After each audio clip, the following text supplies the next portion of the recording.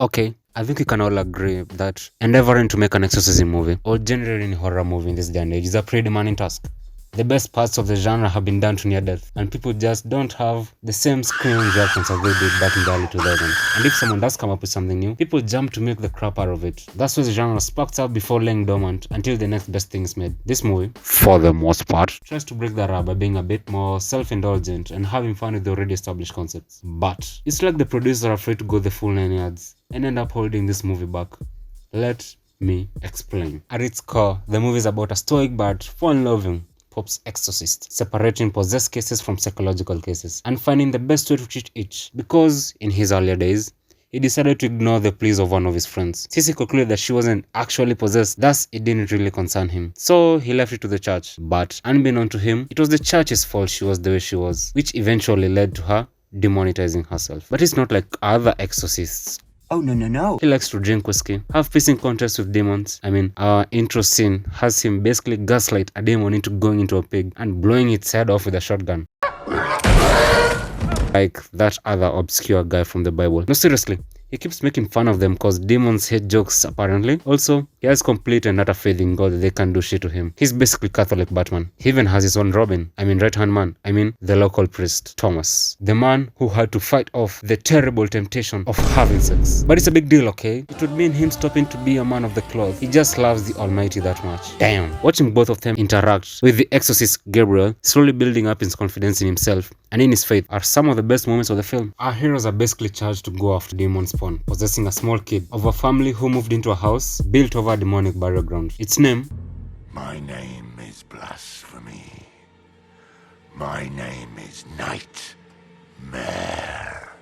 I am the Nightmare! K-S-I! Oh, don't worry about the family. They don't matter. I could literally replace them with talking broomsticks and it wouldn't change a single thing. You can almost feel the writer's frustration and laziness on writing scenes with them. Example, in the opening scene, the mom says that their father died and left them the house as their only source of income. They're basically broke. However, they don't bother explaining how he could afford a fucking Abbey and still be broke, or why they have to move in while it's still under construction. There are safety hazards everywhere. There's scaffolding right there. We can see it. Not exactly what I'd call safe accommodations, but the mom looks at it and is like, yeah, I see no problem here. And okay, it's not a nitpick. The house being all rickety and under construction is how the demon escapes the burial ground in the first place. So it's kinda annoying when they just yara all over it. I should probably talk about these walking stereotypes. Yay! Oh, the younger brother. He's the silent kid. Doesn't talk much. Apparently he witnessed the horrific death of the aforementioned father. I guess who's going to be possessed first? It's him. He's the silent kid. It's always the silent kid. But don't worry, you'll quickly forget that he's just as boring as the rest of his family. Because the demon ghost, whatever, makes the kid say the most batshit insane things. Stop! This baby's hungry, you fat cow! What? You never breastfed me, mommy! What the fuck? What? The demon is even in itself a character. It has goals and motivations. It's petty. It has a sense of humor. Whatever you do, you only do because God allows it. Did he allow that?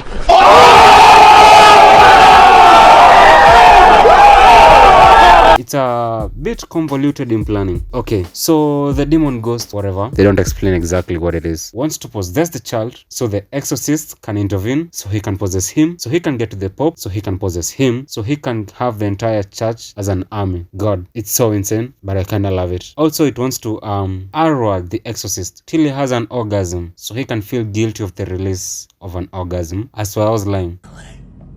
I'm going to fuck you. You'll sense yourself coming, and you'll hate yourself for the release you feel when I fuck you. Don't shoot the messenger. I saw the movie should have just been about these two going neck and neck. It would have been infinitely better, but they just couldn't let that happen. We needed that. The older sister. She's your stereotypical edgy teenager that you've probably seen a million times. They don't even try to hide how dumb it is.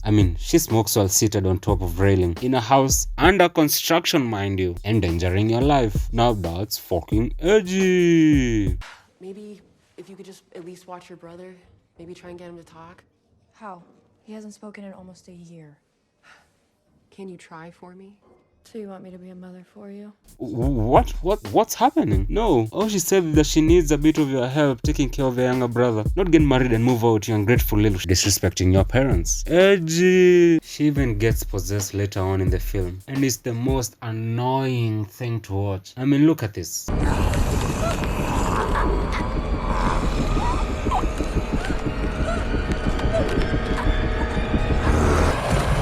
What? No, your neck is broken. The demon literally makes us look while it does it. You, my dear, are fucking dead.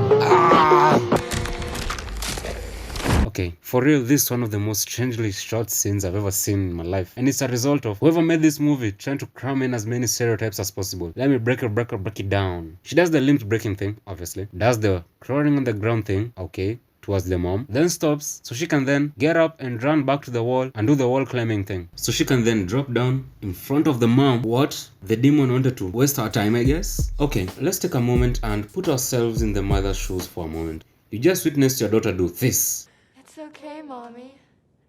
Henry's okay. And there's a professional exorcist in the house. So, do you A, tell the guy whose job it is to remove demons, or B, just keep it to yourself and let him figure it out for himself? If you picked A, congratulations, you are not this joke of a mom.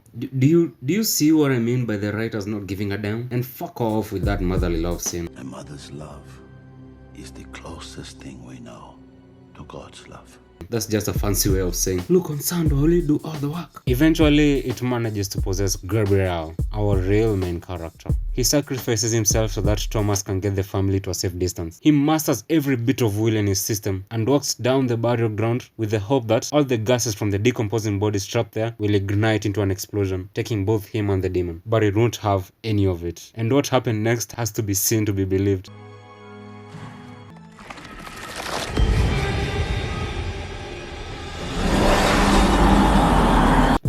It was done better in solo leveling anyway. But it's okay, Thomas is here. And he's immediately attacked by another demon. Oh no, it's the bloody woman who tried to make him, have sex. Disgusting, die demon. But it's okay, he's been through character development and has more faith than ever. Enough to convince both him and Gabriel to fight off their demons respectively. And they both collab, leading to the most visually insane exorcism ever put to screen. And finally this damn movie is over. The family has safely relocated back to the US, where the boy made a full recovery. One line to tell us what happened to the family off screen. God, I am so happy we spent 3/4 of this film with them. We finally end on some shitty sequel bait. To be fair, I watched this movie with a couple of friends. It was just fun to point and laugh at its many shortcomings. I do not recommend a solo watch. If you want to watch a proper exorcism movie, I recommend the original Exorcism and its sequel. Yeah, also if you like the video, don't forget to like and subscribe, please. It really helps out the channel, and you can always unsubscribe later. Bye!